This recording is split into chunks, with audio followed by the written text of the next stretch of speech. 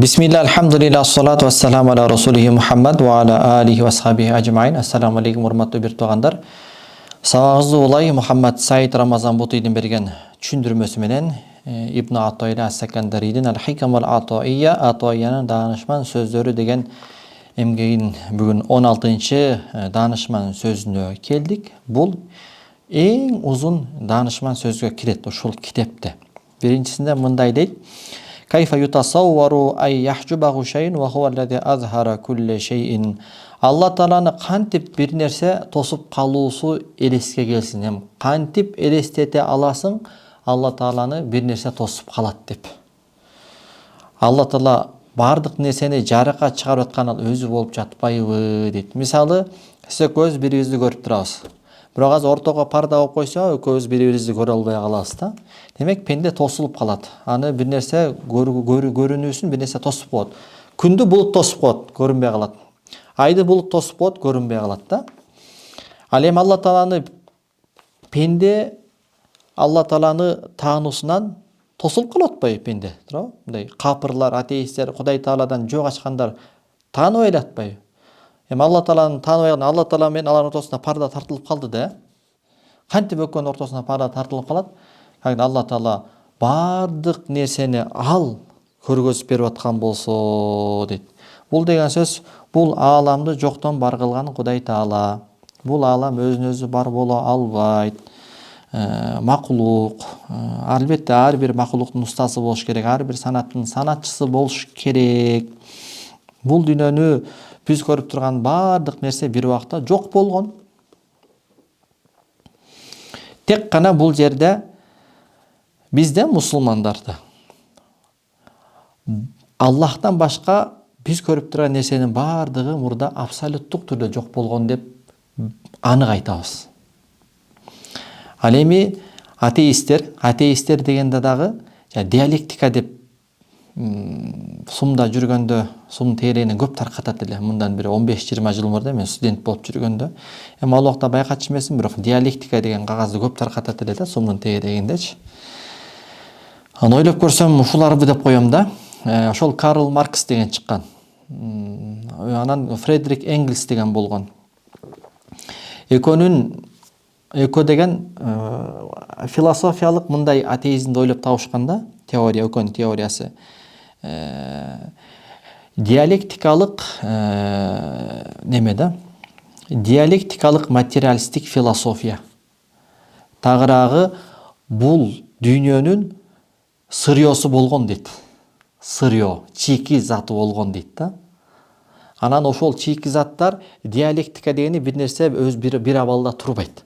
Улам бир абалдан экинчи абалга, экинчи абалдан үчүнчү абалга өтүп турат. Мисалы, ылай кирпич болот, кирпич анан катуу кыш болот дегендей. Буу болот, суу тоңуп муз болот дегендей.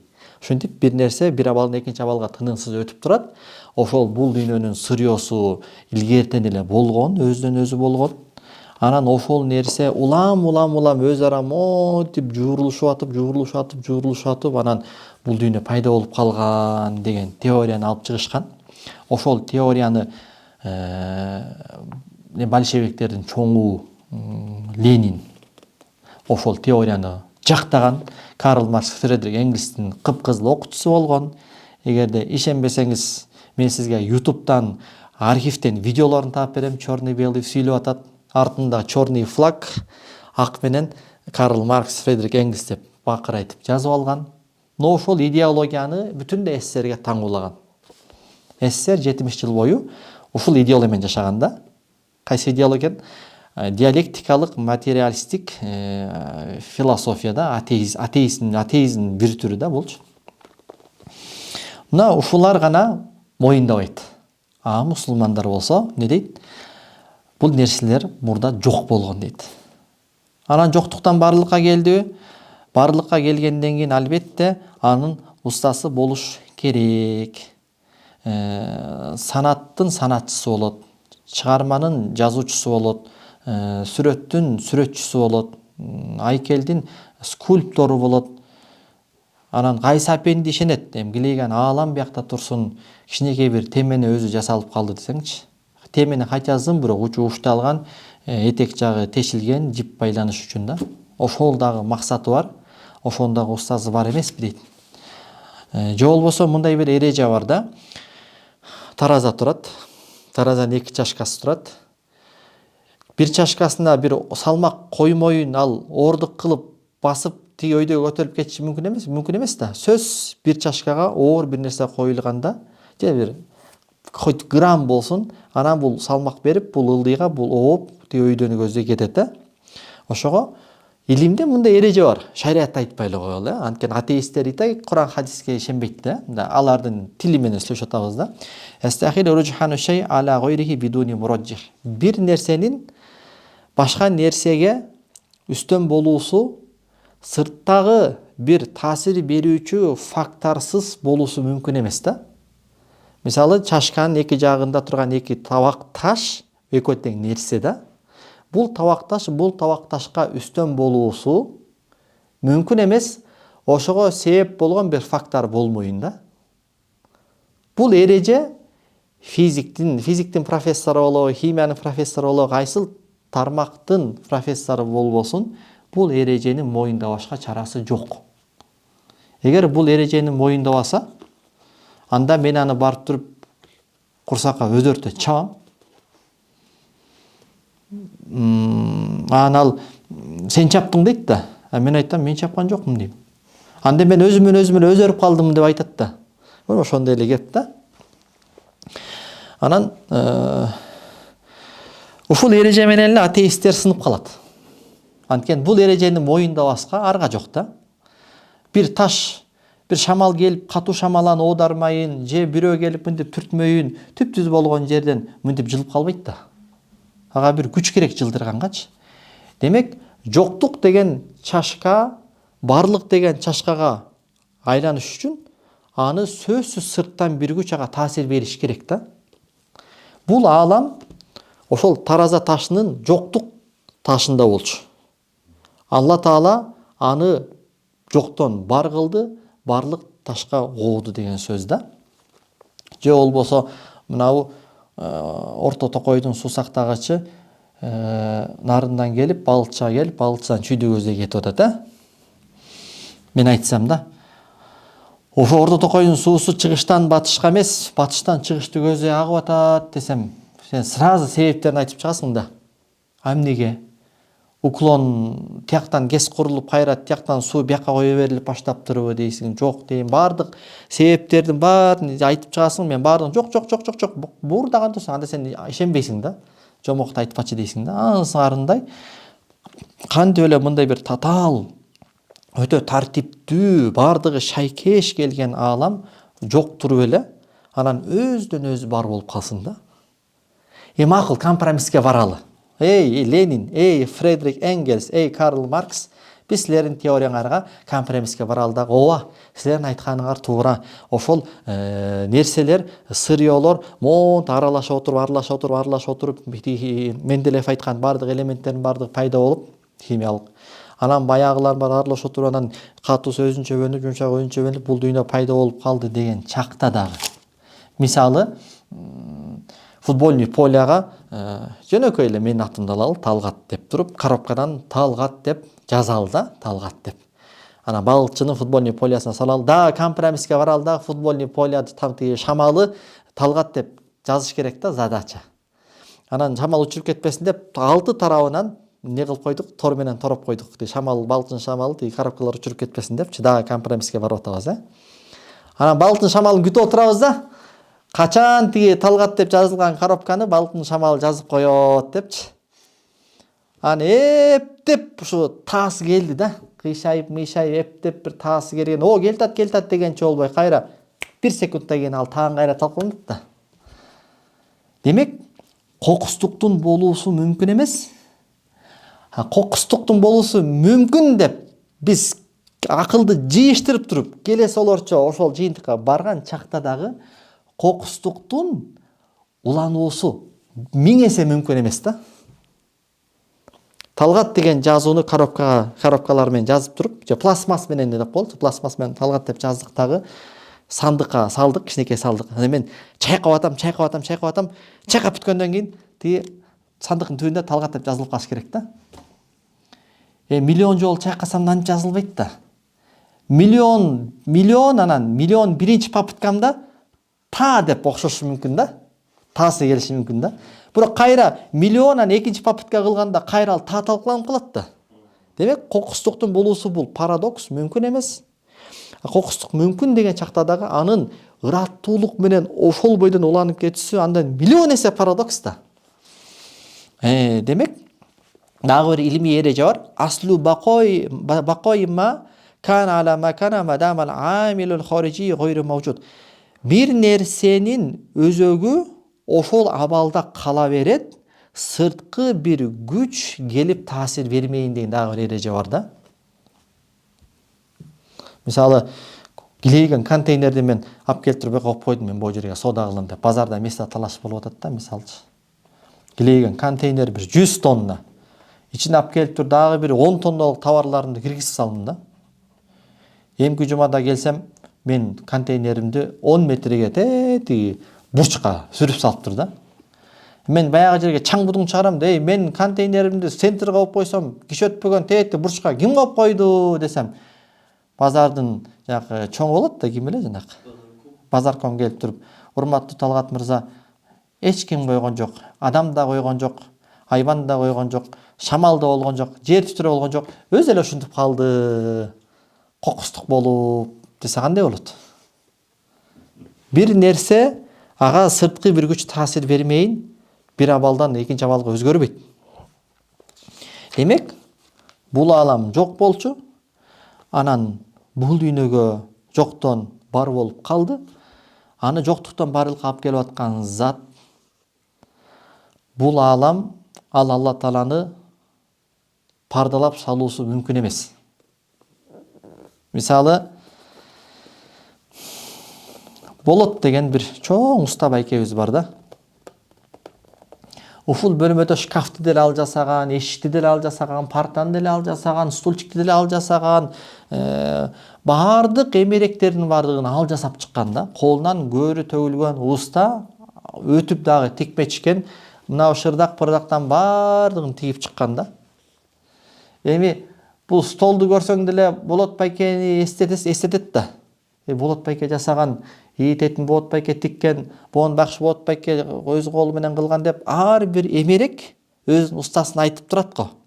Анын сыңарындай кантип бул алам Алла Тааланы пардалап салсын, сага көргөзбөй салсын.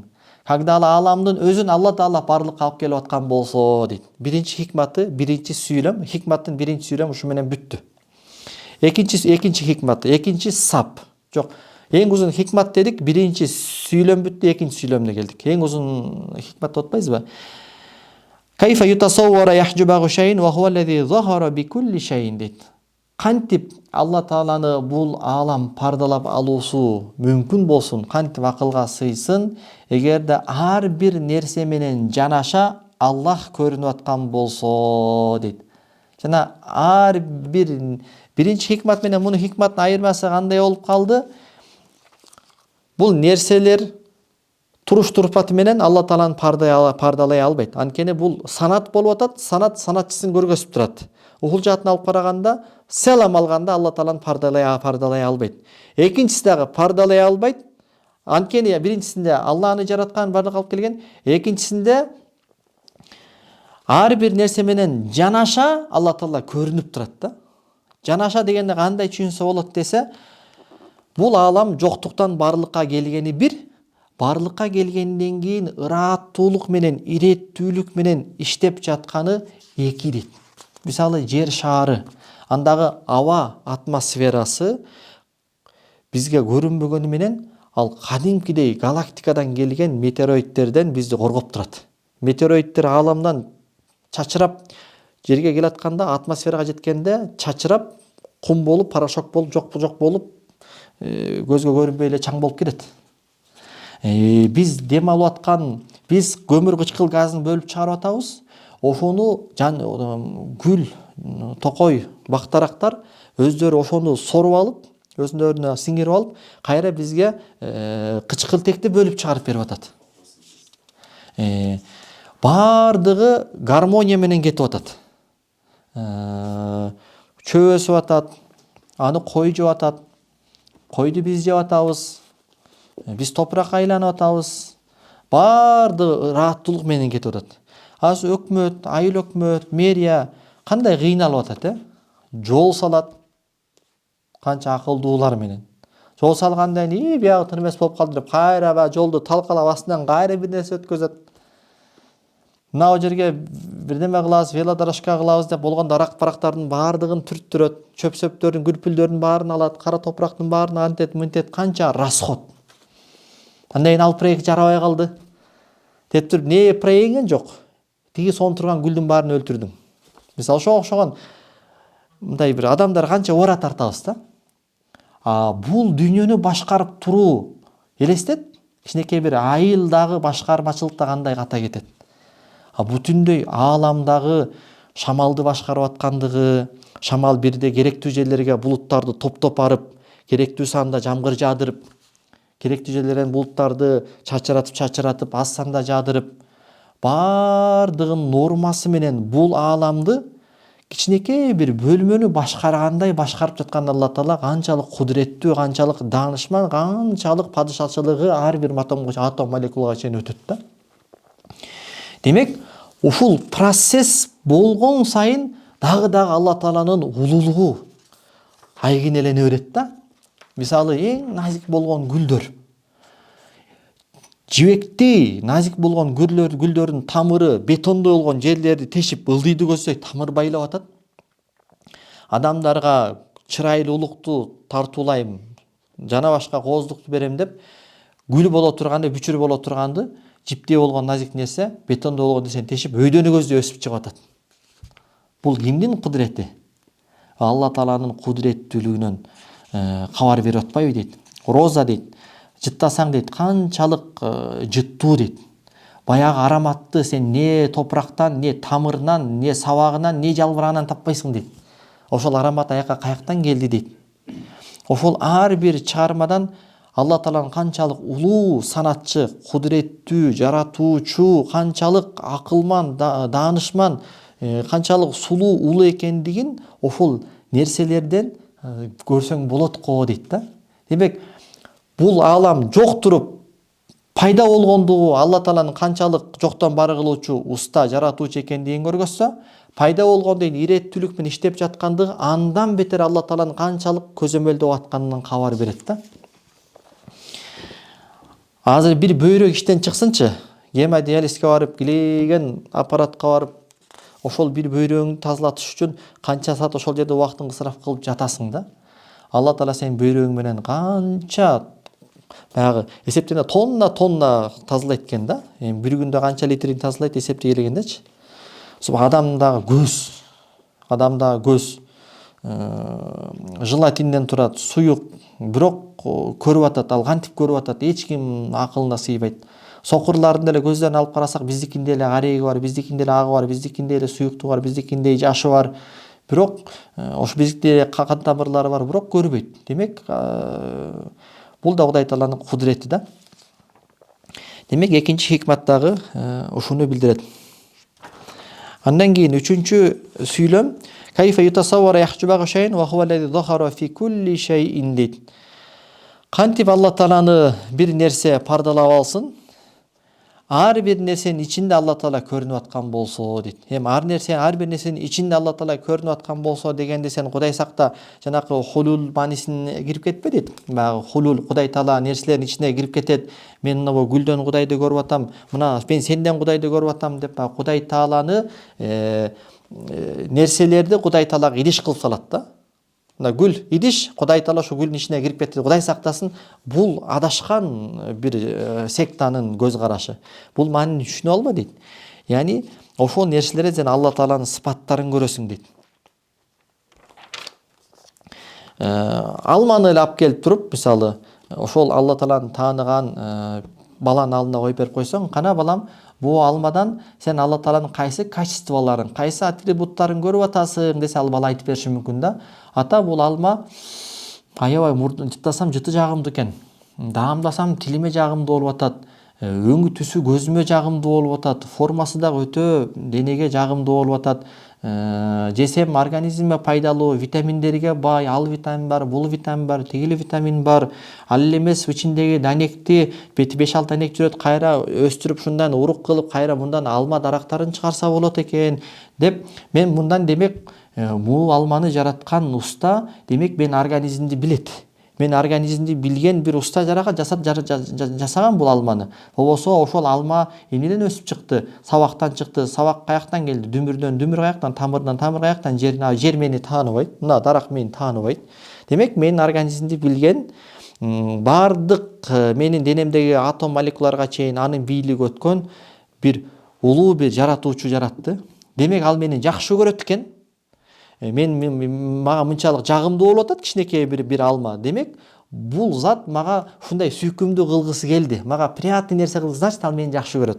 Значит ал мага мээримдүү, значит ал мени сүйөт деп ошентип алмадан эле Алла Тааланын канча бир атрибут качестволорун көрүп койсо болот да.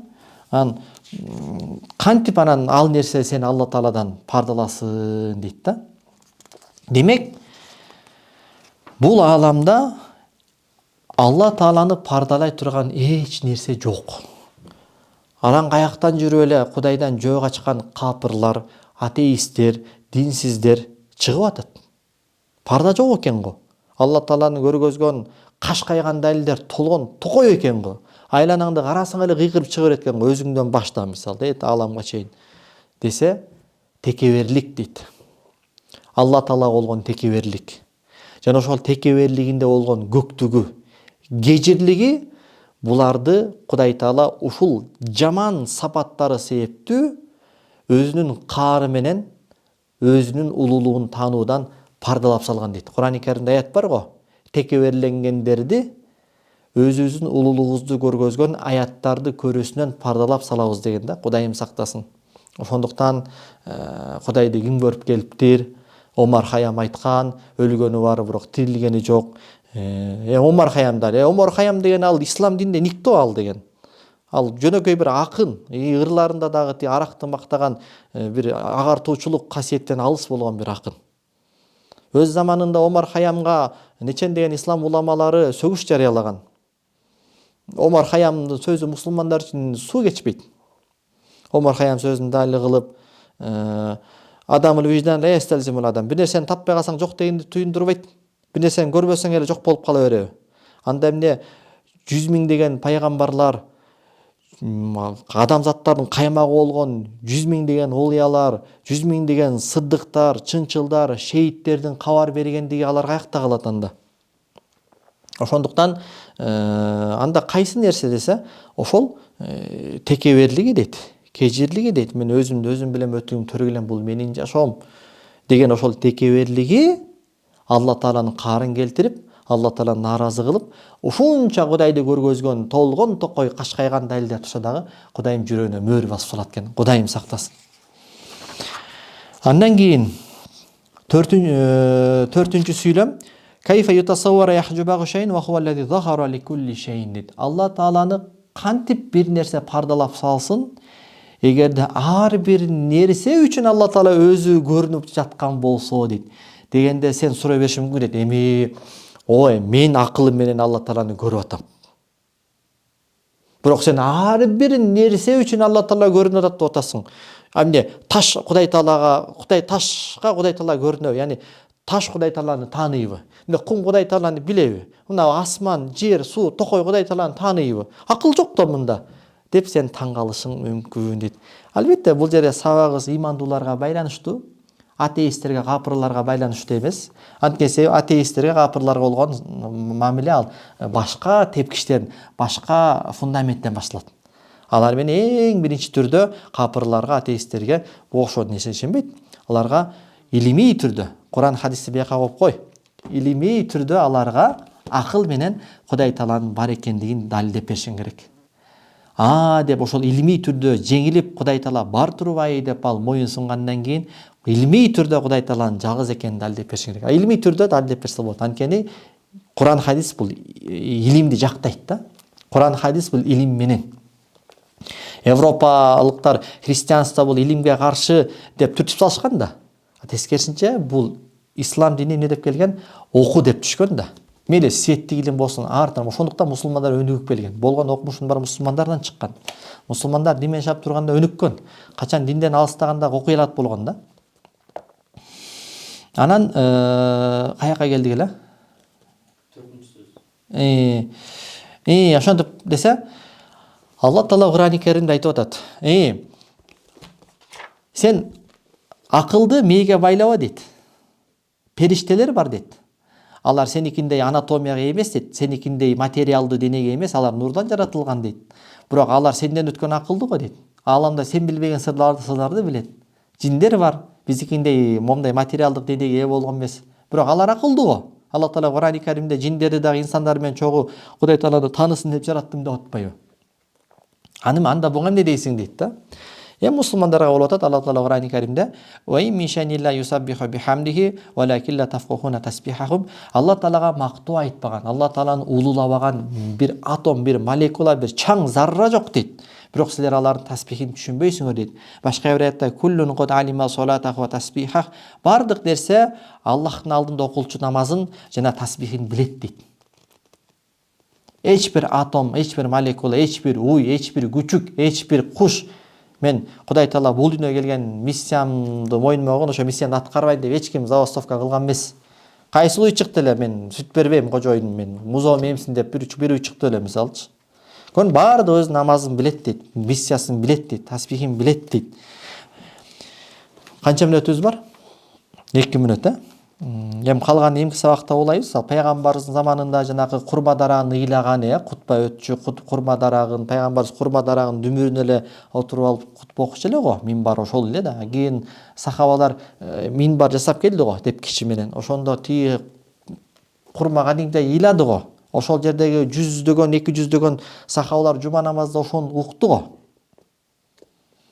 Бул мутаватир, маанавий жол менен келген да. Ошол жерде 100 сахаба болгон, 200 болгон мечит толо, эркек ошол жердеги адам атпайын баары ошол ыйлаган уккан го. Бул бир керемет болгон да.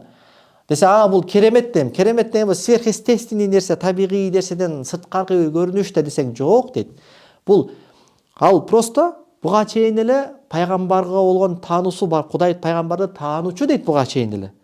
Бирок ошону Алла Таала керемет түрдө көргөзүп койду дейт. Кудай Тааланын алды пайгамбар тааныбаган жансыз бир дарак болуп келип эле, анан керемет болуп эле, анан Кудай Тааланы таанып акыл кирип, пайгамбар таанып акыл кирип калып, анан ажырашкандан кусап алып ыйлаган жок дейт. Буга чейин эле пайгамбар таанып келген дейт. Болгондо ошол момент керемет түрдө Кудай Таала ошону ашкере кылып койду дейт да. Иншалла эмки сабакта сабагыбызды улайбыз. Субханака ва бихамдика, ашхаду ан ла илаха илля анта, астагфирука ва атубу илейк.